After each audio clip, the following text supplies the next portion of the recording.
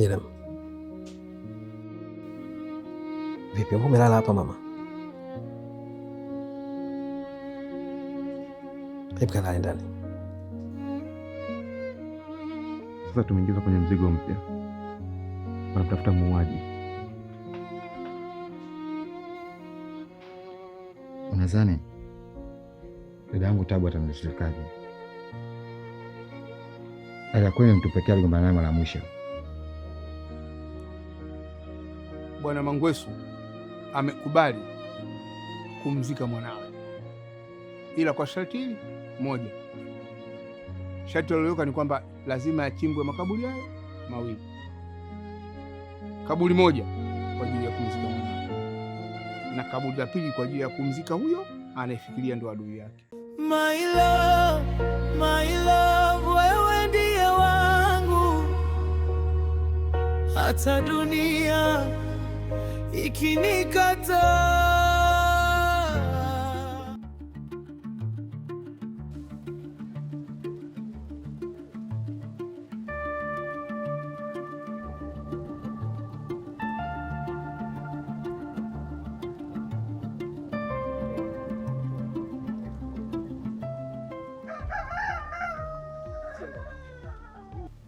Mwanangu, nikupe pole kwa kuondokewa na rafiki yako kipenzi.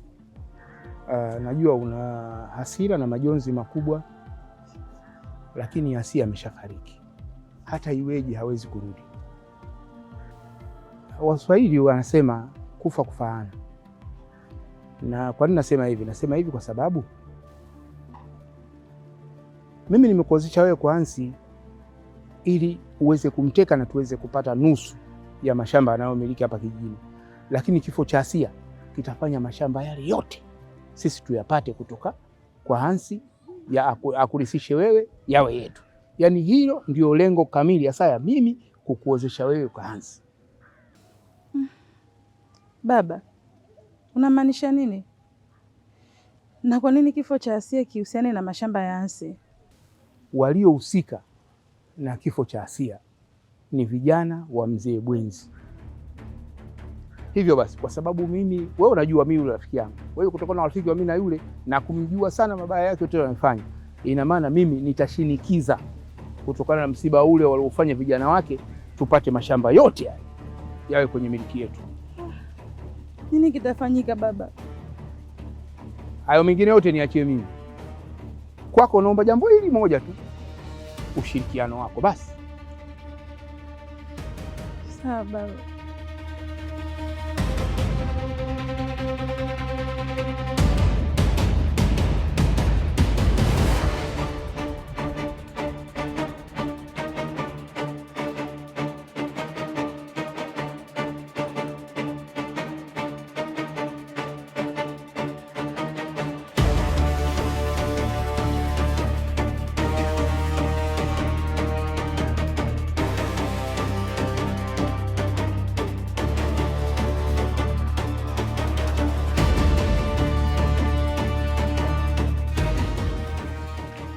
Jamani, yule mzee afanye tu amzike mwanae, maana anazidi kumdhalilisha na mwili unavyozidi kukanda unazidi kuharibika, na tena ndo unauza kwa kasi zaidi.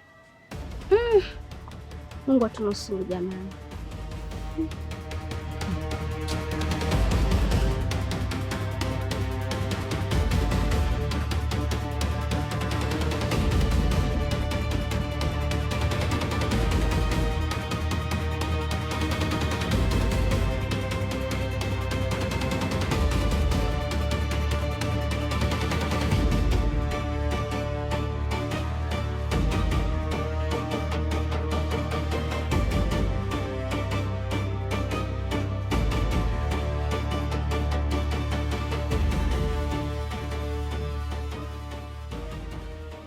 Kwa hiyo kama nilivyowaambia, sawa, hakikisheni mnachimba na kaburi la pili. Si tumeelewana? Kaburi ambalo litahusika na kuzikwa yule mtu ambaye amehusika kumuua mwanangu. Tumeelewana?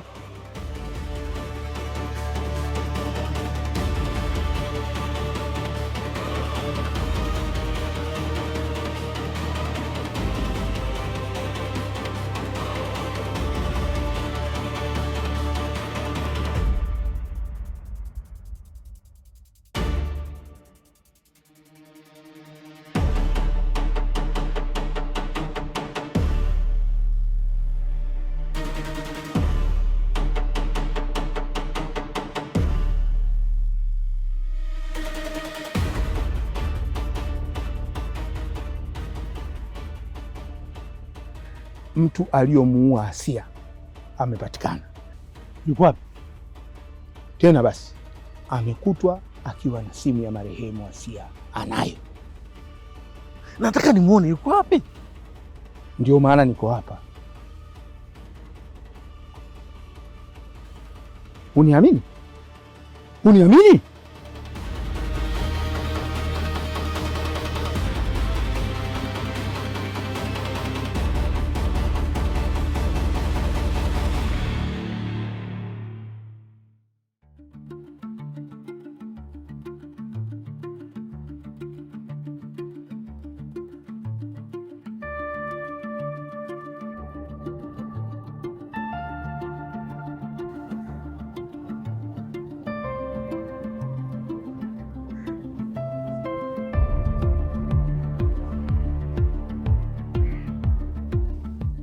King, kuna habari gani huko? Huku swali. Naona kila kitu kimeenda sawa. Naona na Asia pia anazikwa. Ndiyo. Atazikwa na muuaji? Muuaji utampata wapi?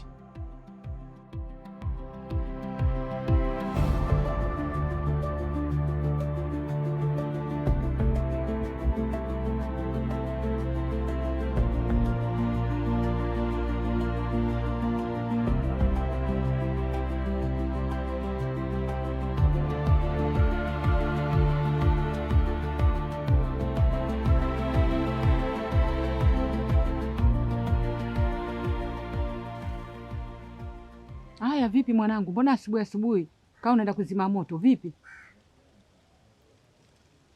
Tatu ipo huku. Tatu huku hayupo, kulikoni?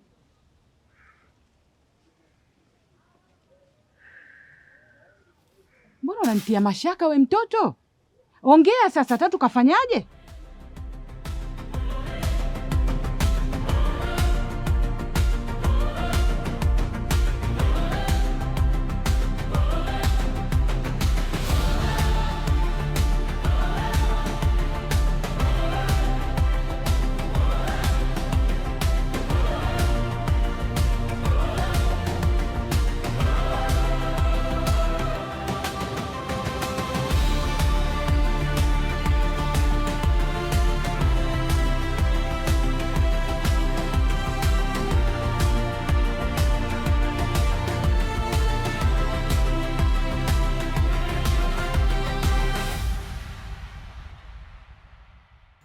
Msako unaendelea kufanyika na matumaini ya kumpata muuaji wa kifo cha Asia yamepatikana.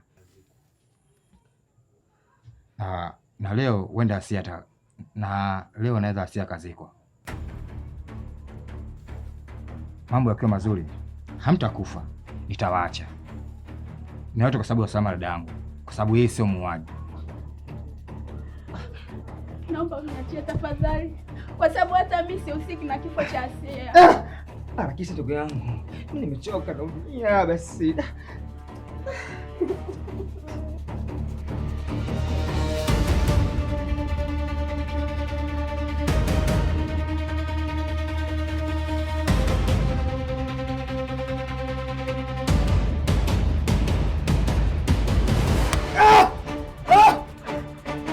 Usifikiri kufanya unataka kufanya, maana utakufa.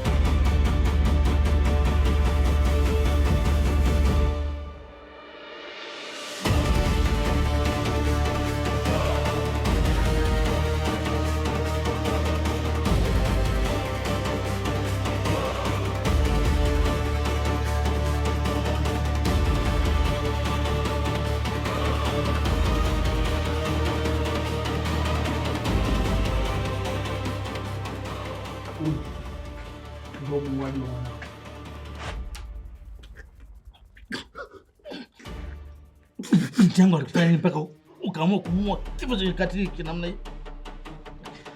Sio mimi. Kama sio wewe ni nani? Sijui chochote. Sijui.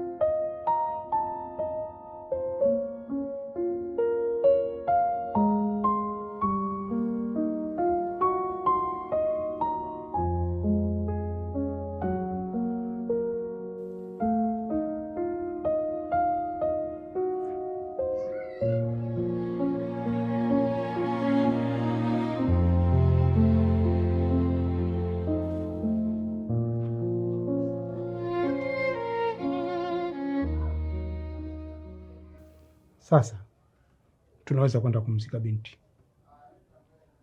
Lile kaburi la pili lifukiwe na huyu kijana akazikwe mbali kabisa, asishuhudie mtu yoyote, kwa maana hili tulilofanya ni kinyume cha sheria.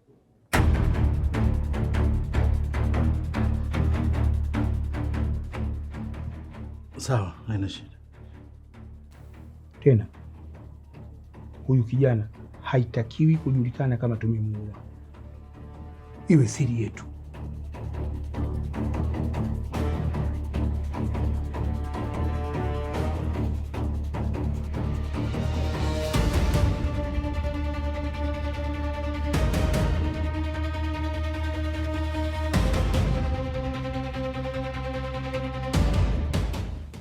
Jamani, naomba tusikilizane kidogo. Naomba wote tuwe hadhi, tusikilizane kwamba tuna muda mrefu sasa wa hili jambo. Sio jambo zuri kulirejea kwa sababu halipendezi katika marejeo yake, lakini kutokana na matatizo aliyomtokea binti yetu, na leo ikiwa ni siku ya 3, mmeacha shughuli zenu, mko hapa, tunawashukuru sana.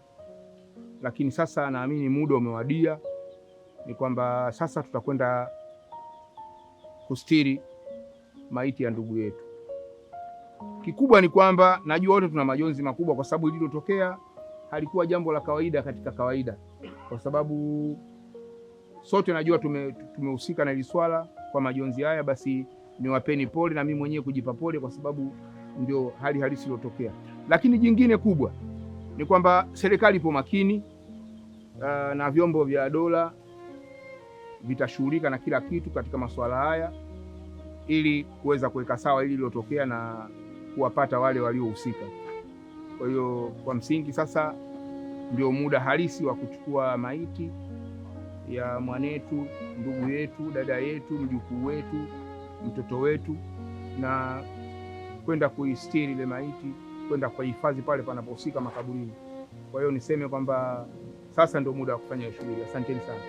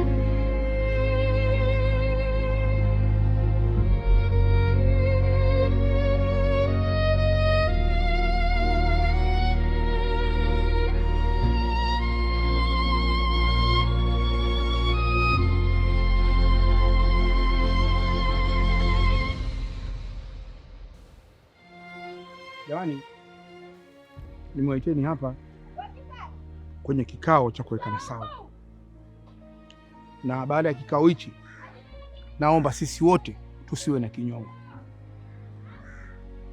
Nyote mlitekwa, na sababu kubwa ya kutekwa ilikuwa ni kwa ajili ya usalama wenu na si vinginevyo. Kwa hiyo kikubwa kuanzia sasa, nyote kila mtu inabidi asiwe na kinyongo. Tabu, wewe ndio ulikuwa wa kwanza kutekwa kwa sababu tulihisi shida itaanzia kwako. Kwa hiyo na hao wengine wote wakafuata. Kwa hiyo niwaombeni nyote msiwe na vinyongo. Ila mhusika wa mauaji ameshapatikana na Asia ameshazikwa, lakini pia jeshi la polisi bado linaendelea shughuli zake. Lakini mimi niseme nyinyi nyote mko salama. Sisi tumeelewana? Nashukuru sana mzee, maana hakuna mkamilifu kwenye hii dunia. Shabani, naomba nisamehe. Usijali, nimekusamehe kabla hajakosea. Kama ulivyozungumza awali, kwa hakuna mkamilifu, kwa hiyo mbasha kabisa, tuko pamoja.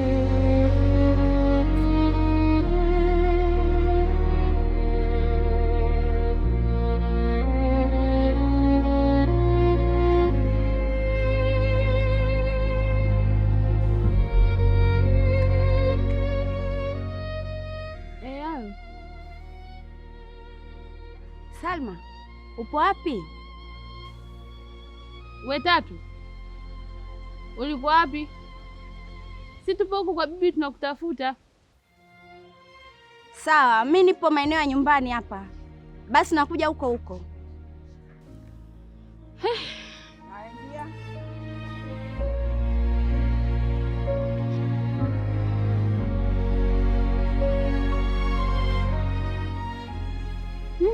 Mama, Mungu mkubwa.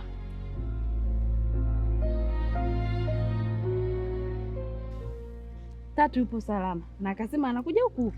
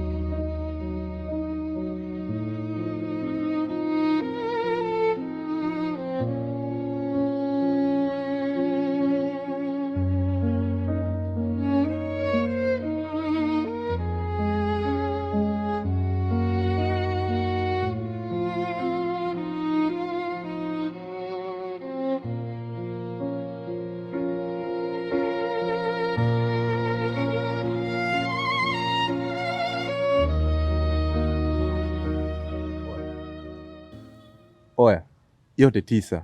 Ila yule mzee Kidimu, yule mtu ni mtu hatari sana. Ni kweli, lakini pia simsahau mzee Bwenzi, kwa sababu naye pia amepana sana kuhusu sisi. Kwa hiyo kila mtu na muhimu wake kwa wakati wake.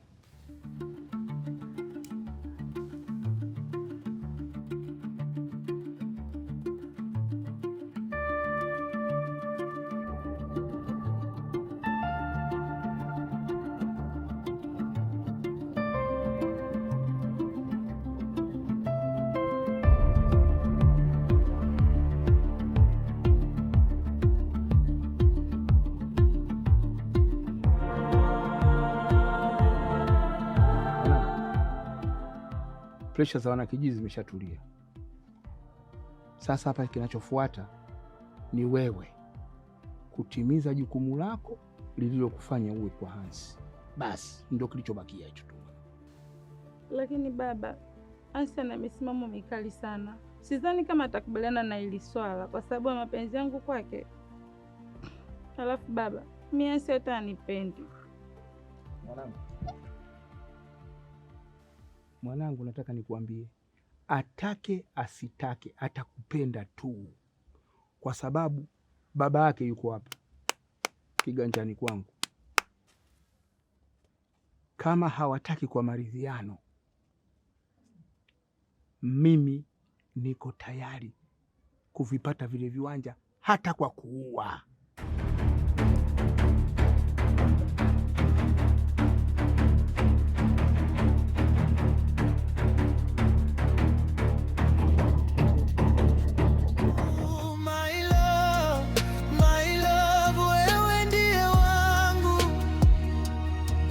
Hata dunia ikinikata, my love, siwezi kuacha.